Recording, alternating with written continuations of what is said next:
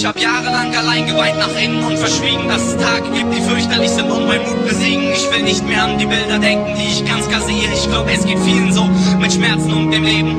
Mein Herz ist gebrochen seit der ersten Nacht, in der ich sah, wie ein Mann alkoholisiert schon mal was Falsches tat gegen eine weinende Frau vor seinem weinenden Kind. Ein schreiender Sohn und Mutter, womit die Story beginnt. Es war ein kluger Mann, der leider irgendwann das Glas sah. Ob die Waffe ist das Glas, die Munition, der Alkohol. Wer weiß es schon, warum es ihn traf, warum es Schmerz gab, warum die Liebe zerbrach und bald die Scheidung da lag. Auf keins Verrat, es war ja Hass aus großer Liebe, denn meine Eltern haben sich geliebt und dann geschieden. Ich hab nachts auf wach gelegen, mich gefragt, wo soll ich leben? Mit 10 kam die Entscheidung nach viel Tränen und Gerede.